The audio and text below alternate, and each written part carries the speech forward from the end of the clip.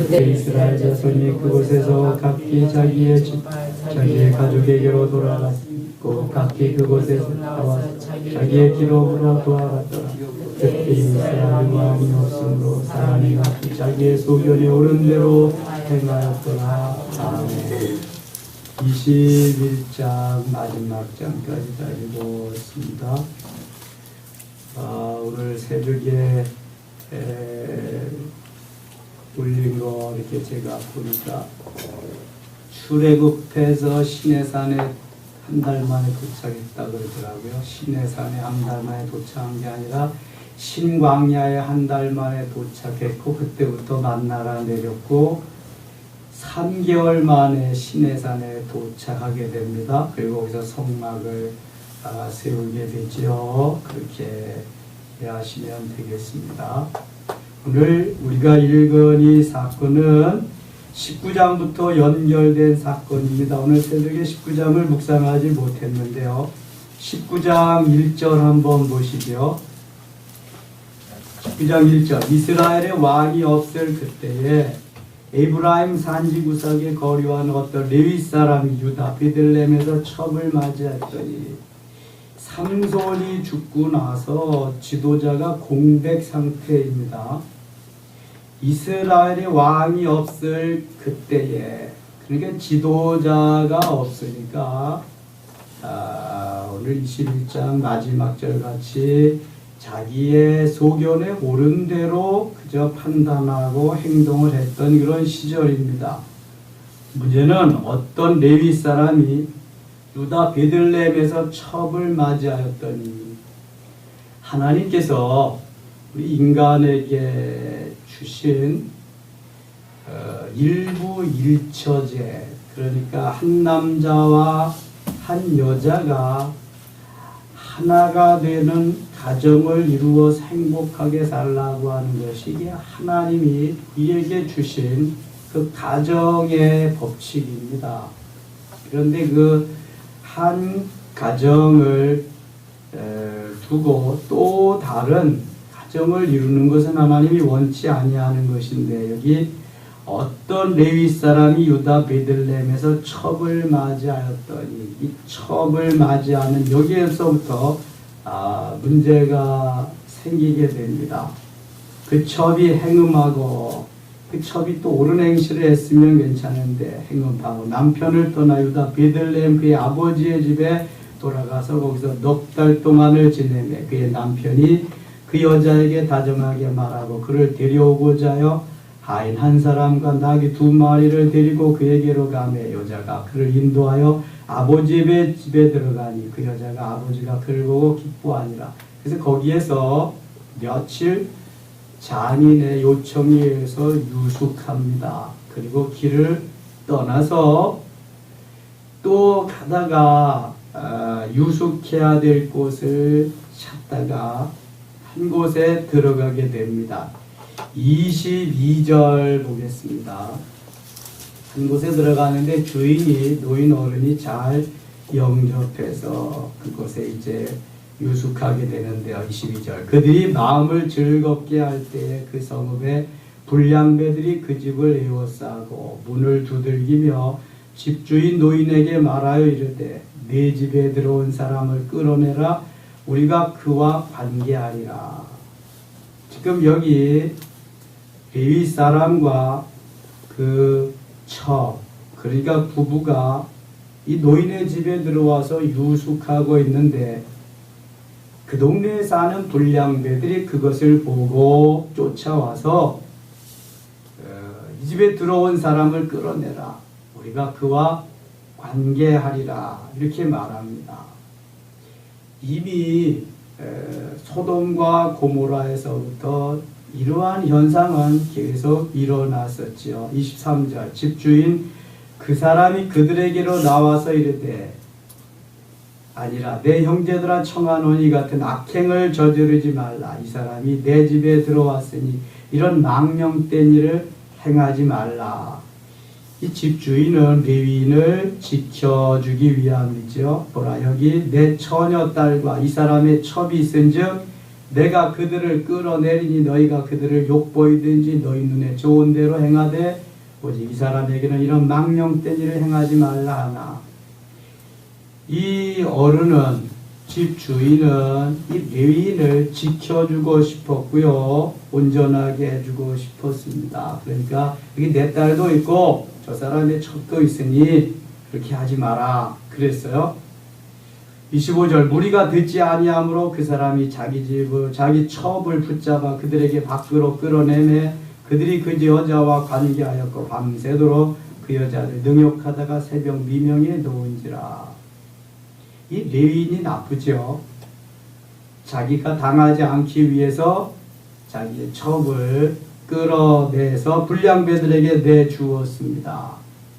그러니까 이 불량배들이 떼거지로 이 여인을 능욕하고 밤새도록 못살게 울고 새벽 미명에나 놓아주었다고 하는 것입니다. 동틀 때 여인이 자기의 주인이 있는 그 사람의 집 문에 이르러 엎드려져 밝기까지 거기 엎드려져 있더라. 그 주인이 일찍 일어나 집 문을 열고 떠나고자 하더니 그 여인이 집 문에 엎드려져 있고 그의 두 손이 문지방에 있는 것을 보고 그에게 이르되 일어나라 우리가 떠나가자 하나 아무 대답이 없는지라. 이에 그의 시체를 나귀에 싣고 행하여 자기 곳에 들어가서 29절 30절 같이 읽겠습니다. 그 집에 이르러서는 칼을 가지고 자기 첩의 시체를 거두어 그 마디를 찌고 12덩이에 나누고 그것을 이스라엘 사방에 두루 보내매 그것을 보는 자가 다 이르되 이스라엘 자손이 애굽 땅에서 올라온 날부터 오늘까지 이런 일은 일어나지도 아니하였고 보지도 못하였도다. 이를 생각하고 사무엘에 말하자 하니라. 옛날에도 이렇게 사람을 죽이고 그 다음에 사람을 각을 뜨고 여러 토막을 내서 이런 일이 있었습니다. 요즘만 그런 게 아니라 옛날부터 이런 비극적인 일들이 있지 말아야 할 일들이 있었는데요. 이 레위인이 나쁘죠. 첩을 내주면 안 되고 또 내줬다고 그래도 잘 장례를 치러야지. 이걸 어찌해서 12토막을 내가지고 각 지파별로 다 보내냐고요. 나쁜 놈이죠 아주. 20장에 가겠습니다. 이 20장에서 이 레위인의 첩 사건으로 인해서 베냐민 지파와 이스라엘 연합군과의 전쟁이 터집니다. 전쟁이 일어납니다. 이에 모든 이스라엘 자손이 단에서부터 브엘세바까지와 길르앗 땅에서 나와서 그 회중이 일제히 미스바에서 여호와 앞에 모였으니 2절 같이 읽겠습니다. 온 백성의 어른 곧 이스라엘 모든 지파의 어른들은 하나님 백성의 총회에 섰고 칼을 빼는 보병은 40만 명이었으며 이스라엘의 11지파에서 모아온 사람들이 군사가 40만 명이 모였습니다. 40만. 이스라엘 자손이 미스바에 올라간 것을 베냐민 자손이 들었더라. 이스라엘 자손이 이르되 이 악한 일이 어떻게 일어났는지 우리에게 말하라 하니 이 사람 곧 죽임을 당한 여인의 남편이 대답하여 이르되 내가 내 첩과 더불어 베냐민에 속한 기브아에 유숙하러 갔더니 5절 6절 같이 읽겠습니다. 기브아 사람들이 나를 치러 일어나서 밤에 내가 묵고 있던 집을 에워싸고 나를 죽이려 하고 내 첩을 욕보여 그를 죽게 한지라. 내가 내 첩의 시체를 거두어 쪼개서 이스라엘 기업의 온 땅을 보냈나니 이는 그들이 이스라엘 중에서 음행과 망령된 일을 행하였기 때문이라. 이 레위인은 이제 불량배들에게 모든 책임을 다 떠넘기고 있습니다. 그래서 지금 베냐민 지파하고 이스라엘의 연합군들과 싸움이 시작됐습니다. 10절 보겠습니다. 우리가 이스라엘 모든 지파 중에서 100명씩 10명, 1000명씩 100명, 10,000명의 1000명을 뽑아 그 백성을 위하여 양식을 준비하고 그들에게 베냐민이 기브야에 가서 그 무리가 이스라엘 중에서 망령된 일을 행한 대로 징계하게 하리라 하니라. 이와 같이 이스라엘 모든 사람이 하나같이 합심하여 그 성읍을 치려고 모였더라. 도대체 이렇게 나쁜 놈들이 어딨냐. 사람을 토막을 내가지고 그것도 그냥 각 지파에 다 벌 보내는 이런 사람들이 어딨냐. 같은 민족이 이러한 집을 미리 있는 거예요. 우리가 지금 저 북한에 같은 우리 민족이지만 총부리를 겨누고 이렇게 싸움을 하는 것과 마찬가지죠. 여러모로 지정학적으로 우리나라하고 이스라엘은 비슷한 점이 참 많습니다. 12절 이스라엘 지파들이 베냐민 온 지파의 사람들을 보내어 두루다니며 이르기를 너희 중에서 생긴 이 악행이 어찌 됨이냐. 그런 적이 이제 기브아 사람들 곧 그 불량배들을 우리에게 넘겨주어서 우리가 그들을 죽여 이스라엘 중에서 악을 제거하여 버리게 하라나. 베냐민 자손이 그들의 형제 이스라엘 자손의 말을 듣지 아니하고 도리어 성읍들로부터 기브아에 모이고 나가서 이스라엘 자손과 싸우고자 하니라. 이 베냐민 지파도 대단해요. 아니 연합군이 지금 40만 명이 모여서 자기들을 치려고 하는데 한 지파가 그 이스라엘 연합군과 대항해서 싸우기를 자청하고 있습니다. 15절 같이 읽겠습니다.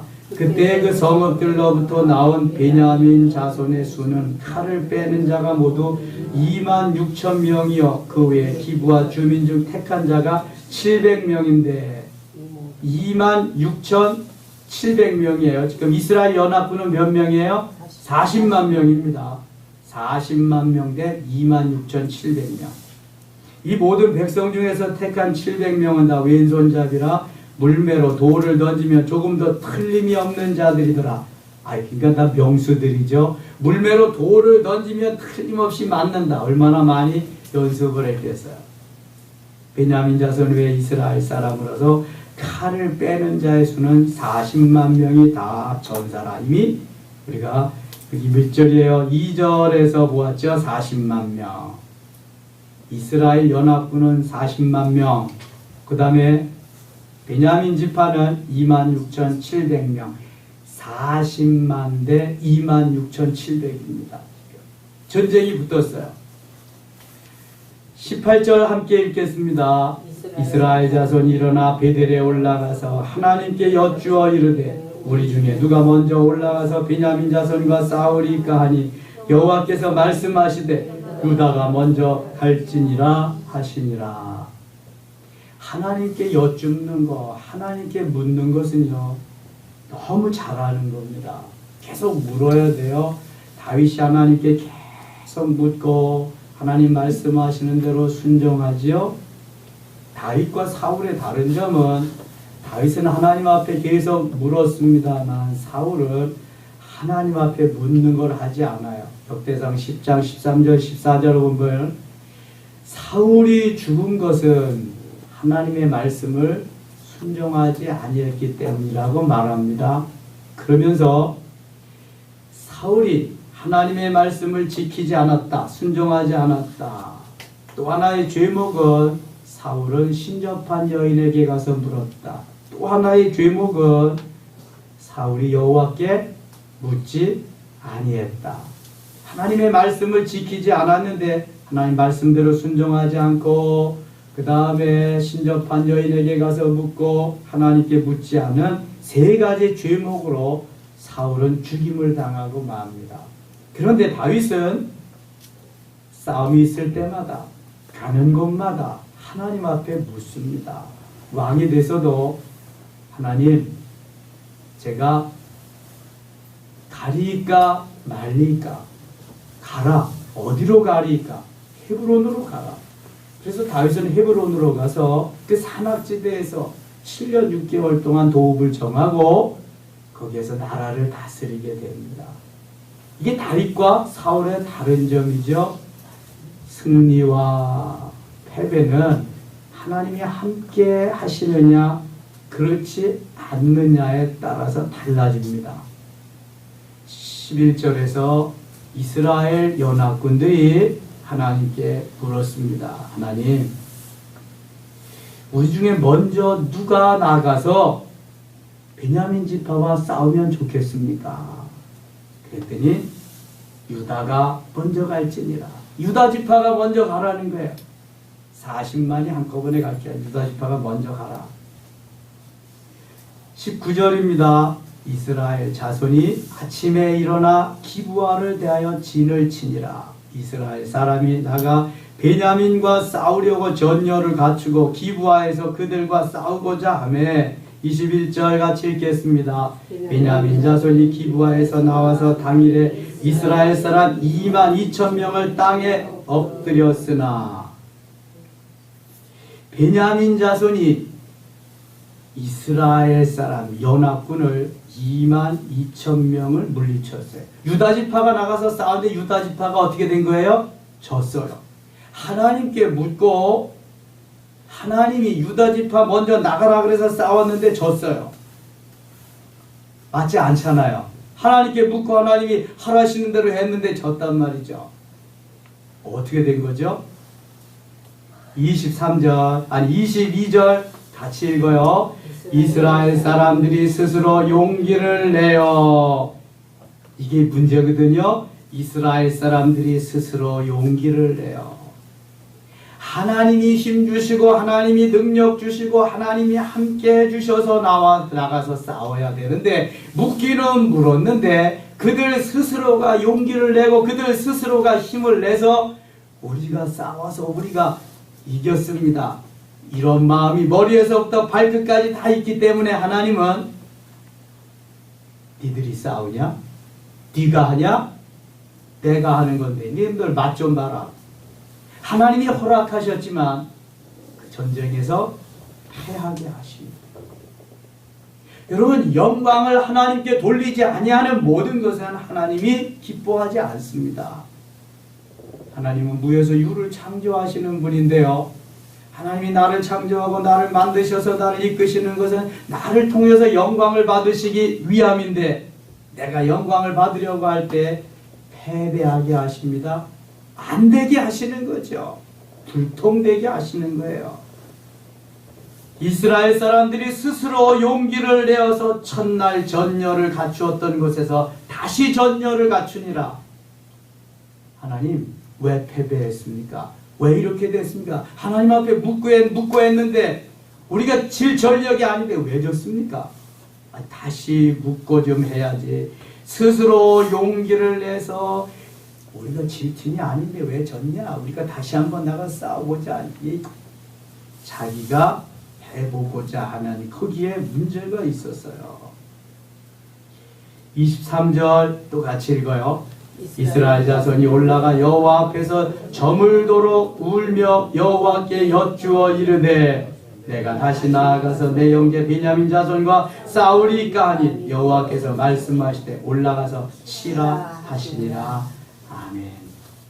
여러분 바로 이 하나님이 원하시는 삶이 이런 거잖아요. 이스라엘 자손이 올라가 여호와 앞에서 저물도록 울며 여호와께 여쭈어 이르되 내가 다시 나아가서 내 형제 베냐민 자손과 싸우리까 여호와께 말씀하시되 올라가서 치라. 울며 여호와께 여쭈어 이르되 이건 회개했다는 거지요. 하나님 우리가 잘못했어요. 내가 하려고 했네요. 우리가 하려고 했네요. 우리 힘으로 우리 능력으로 하려고 했습니다. 하나님 용서해 주세요. 용서해 주세요. 하나님 잘못했어요. 그리고 다시금 하나님 앞에 여쭙니다. 아뢰입니다.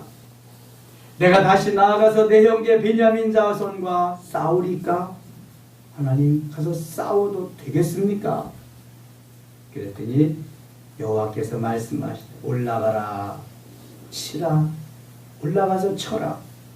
그 이튿날 이스라엘 자손이 베냐민 자손을 치러 나아가매 25절 같이 읽겠습니다. 베냐민도 그 이튿날에 기브아에서 그들을 치러 나와서 다시 이스라엘 자손 18,000명을 땅에 엎드렸으니 다 칼을 빼는 자들. 또 이거 또 어떻게 된 거예요? 또 줬어요. 18,000명이. 진정으로 여기 보니까 울며 여호와께 여쭈어 이르되 이거의 진정한 회개가 아니라 왜 우리가 이겨야 되는데 지게 했냐 이제 한탄 섞인 원망 섞인 진정한 회개가 아닌 그러한 게 있었기 때문에 하나님은 또 패하게 하십니다. 두 번째 패하게 하셔요.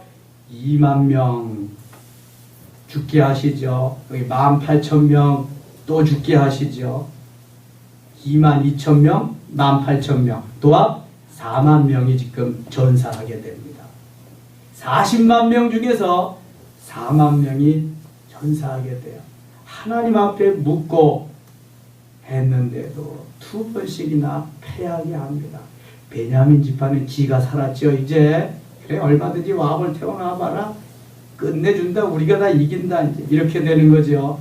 이스라엘 연합군은 2번이나 물었는데도 하나님이 가라 그래서 갔는데 22,000명, 18,000명 2번씩이나 패하게 됩니다. 26절 같이 읽겠습니다. 이에 온 이스라엘 자손 모든 백성이 올라가 베델에 이르러 울며 거기서 여호와 앞에 앉아서 그날이 저물도록 금식하고 번제와 화목제를 여호와 앞에 드리고. 여러분 이제 진실한 회개가 나옵니다. 하나님이 받으실 만한 상한 심령, 하나님이 기뻐하는 제사가 여기 나오는 거예요.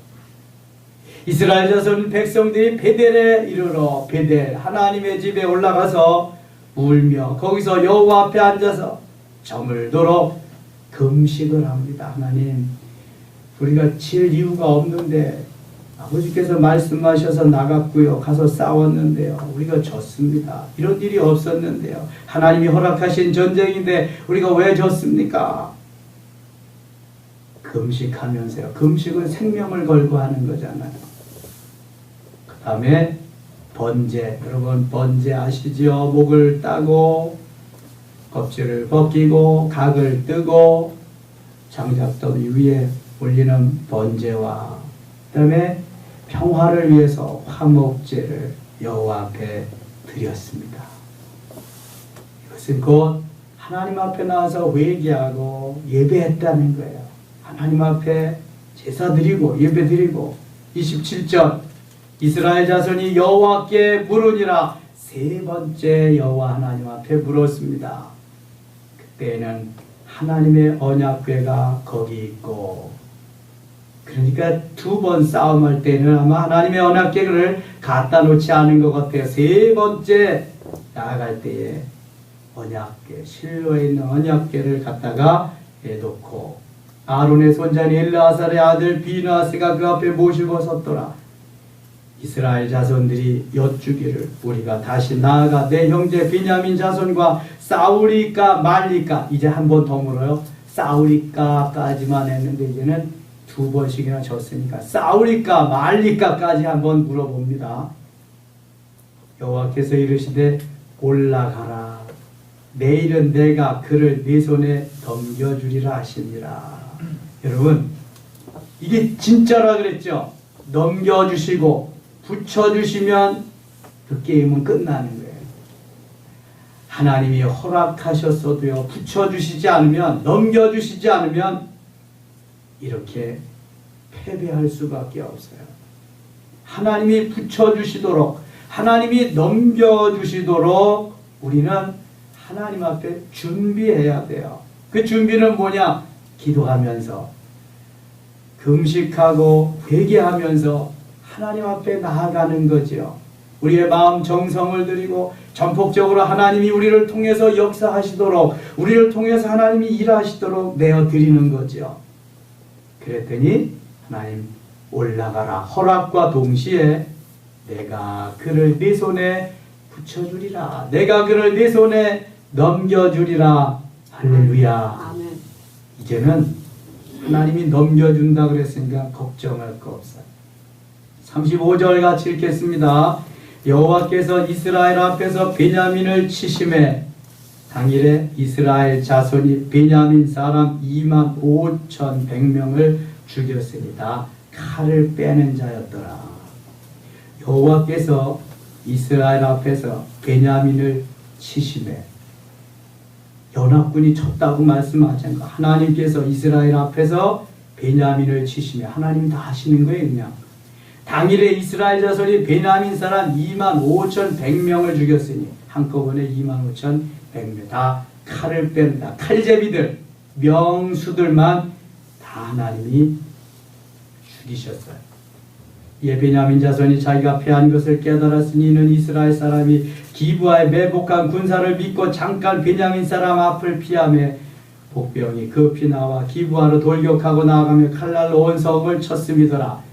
지금 베냐민 사람들은 2번이나 이겼어요. 4만 명을 무찔렀으니까 의기양양해가지고 너희들이 오기만 해봐라. 국물도 없다. 이렇게 하고 있는데 하나님은 딱 작전을 짜셔서 작전 지시에서 매복하고 있다가 베냐민 지파 사람들을 다 무찌르게 하십니다.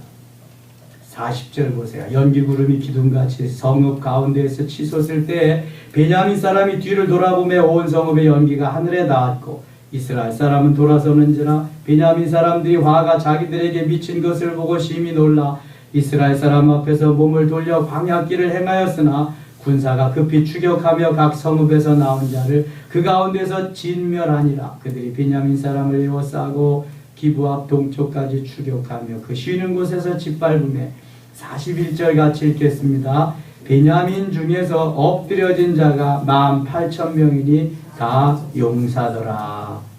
여기 35절에서 25,100명을 무찔렀고 44절에서 18,000명을 또 무찔렀습니다. 용사들만, 칼제비들만 무찔렀습니다. 그들이 몸을 돌려 광야로 도망하였으나 림몬 바위에 이르는 큰 길에서 이스라엘이 또 5,000명을 이삭 줍듯 하고 또 급히 그 뒤를 따라 기돔에 이르러 또 2,000명을 죽였으니 이날에 베냐민 사람으로서 칼을 빼는 자가 엎드려진 것이 모두 25,000명이니 다 용사였더라. 25,000명 용사들을 다 하나님이 무찔러 주셨어요. 베냐민 사람 600명이 돌이켜 광야로 도망하여 림몬 바위에 이르러 거기에서 넉 달 동안을 지냈더라. 다 도망가서 이제 바위에서 숨어지네요. 48절 같이 읽겠습니다. 이스라엘 사람이 베냐민 자손에게로 돌아와서 온 성읍과 가축과 만나는 자를 다 칼날로 치고 닥치는 성읍은 모두 다 불살랐더라. 그럼 하나님이 하시면은요 불가능이 없어요. 2번씩 처음에 패퇴하게 하신 것은 우리의 힘을 믿고 내가 용기를 다해서 저들 하면 저들은 국물도 없다. 내가 하려고 하고 내가 영광을 받기 위해서 했기 때문에 하나님은 허락하지 않으신 거고요.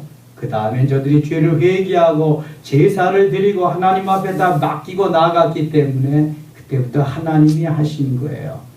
사무엘상 17장 47절 보면 전쟁은 여호와께 속한 것이죠. 누가 한 말이에요? 다윗이 골리앗에게 한 말이에요. 다윗이 막대기 하나 가지고 아장아장 걸어가니까 야 이놈아 네가 나를 개인 줄 아냐? 무슨 막대기 가지고 이렇게 오냐? 다윗이 뭐라 그래요? 너는 칼과 창과 단창으로 내게 오거니와 나는 만군의 여호와의 이름으로 내게 가노라. 내가 오늘날 네 놈을 공중의 새와 저 들짐승의 먹이가 되게 하리라. 전쟁은 오직 여호와께 속한 것인즉 하면서 다윗이 다 물매를 돌려서 골리앗을 물리치잖아요. 여러분 전쟁은 여호와께 속한 것입니다. 그러니까 북쪽이 아무리 핵무기를 만들어도 하나님이 지켜주시는 남쪽을 함부로 못하는 거예요. 하나님께 속한 것이기 때문에 하나님께서 지키시고 하나님이 인도하시고 하나님이 은혜를 주셔야지 우리는 행복한 삶을 살 수 있어요. 내가 용기를 내고 내가 힘을 내고 내가 능력 발휘를 해서 아무리 하려고 해도 하나님이 도와주시지 않으면 안 되는 거예요. 이거는. 그래서 먼저 하나님이 도와주시도록 우리의 마음을 정성을 모두어야 돼요. 회개할 거 있으면 회개하고 하나님 앞에 정복적인 삶을 드려야 돼요. 그렇지 않으면 백날에도 소용없어요. 천날, 천년을 해도 소용없어요. 존재할 거 있습니다. 하나님이 도와주셔야 돼요. 그러면 하나님이 나를 도와주시도록 준비해야 하잖아요. 하나님이 나를 도와주시도록 무조건 도와주시지는 않잖아. 망나니 짓을 하는데 도와줄 리가 없잖아요. 내가 잘났다고 내가 해서 내가 영광을 받으려고 하는데 도와주실 리가 없잖아요. 하나님 영광을 받으셔야 되는데. 그러니까 준비해야죠. 하나님이 영광을 받으시도록 내 준비를 해야지. 그래서 여호수아에게도 성결케 하라고, 성결케 하라고. 아간과 같은 인간이 있으면 안 되니까 성결케 하라고, 그리고 점령하라고 계속 먼저 하나님 말씀합니다. 교만이 들어가고 욕망이 들어가고 욕심이 들어가고 내가 나타나는 이런 게 들어가면은 이미 그 전쟁은 실패하는 거예요. 그 사업은 실패하는 거예요. 하나님이 하시도록 해야지. 이 모든 것이 왜 일어났느냐? 25절 읽겠습니다. 25절 같이 읽어요. 그때에 이스라엘에 왕이 없으므로 사람이 각기 자기의 소견에 옳은 대로 행하였더라. 왕이 있으면 왕이 딱 지시를 해서 지침을 내려가지고 그대로 살 텐데 지도자가 없어요. 왕이 없어요. 그래서 사람이 각기 자기 소견에 옳은 대로 내 생각에 내 판단에 내가 좋은 대로 그렇게 사니까 이런 일들이 막 벌어지는 거예요. 그래서 좋은 지도자가 필요한 다윗과 같은 지도자. 여호수아와 또 모세와 같은 이러한 지도자들, 요셉과 같은 지도자가 중요한 것입니다. 그래야 잘 그 대열을, 그 국민들을, 그 공동체를 이끌어가는 거예요. 누가 하느냐에 따라서 달라지죠. 저는 가끔 프로야구를 봅니다만 프로야구를 보면서 제가 요즘 한화를 집중적으로 이렇게 좀 관찰하고 있습니다. 왜요? 3년 동안 꼴찌했거든요. 그런데 그 야신이라고 하는 김성근 감독 70이 넘었잖아요. 그분이. 그 노인이 가서 몇 달 동안 조련을 하고 이제 이번 시즌에 임했는데요. 여러분, 그 노인이 지도를 해서 똑같은 팀이야. 사람도 바뀌지 않고 맨날 패배의식에 젖었던 그 팀이 지금 4위 하고 있어요. 4위. 10팀 중에서. 지도자가 얼마나 중요한지 몰라요. 지도자가 이끄는 대로, 지도자가 조련하는 대로 만들어지는 거예요. 그게. 그러니까 지도자의 그 역량 이상을 뛰어넘을 수가 없습니다. 그래도 마찬가지예요. 역량은 목회자의 역량 이상을 성도들이 뛰어넘을 수가 없는 거예요. 목회자가 중요한 거지요. 지도자가 중요합니다. 그래서 서로 윈윈하고 서로 승리할 수 있으면 서로 뜨겁게 기도하고 격려하고 그렇게 가는 길이지요. 여기 지도자가 없기 때문에 자기 소견에 옳은 대로 행하면서 이렇게 엄청난 어처구니 없는 일들이 벌어지고 있는 것입니다. 5월 가정의 달 출발하는 첫날입니다. 하나님 우리를 통해서 오늘도 하나님의 은혜 가운데 승리하고 5월 한 달 동안 하나님이 나에게, 우리 가정에, 우리 공동체에, 이 나라 이 민족의 지도자 되셔서 친히 이끌어가시고 승리하는 귀한 한 달, 귀한 우리 가정, 우리 교회, 우리 모두 되시기를 축원합니다. 아버지 하나님 고맙습니다. 하나님께서 사사기 마지막 부분을 이렇게 마무리하신 이유를 우리는 잘 모릅니다. 그러나 지도자가 없기 때문에 자기 소견대로 행할 때 이런 어처구니 없는 일들이 막 벌어집니다. 하나님, 내가 영광을 받는 일 없게 하시고 교만해지는 일 없게 하시고 잘 준비해서 하나님이 영광을 받으시고 하나님이 앞장서시고 하나님이 행하실 수 있도록 우리의 모든 자리를 아버지께 내어드릴 수 있게 하소서. 5월 가정의 달 우리의 가정이 아름답게 잘 세워져서 하나님 기뻐하는 가정들 되게 해 주시옵소서. 예수님의 이름으로 기도드리옵나이다. 아멘.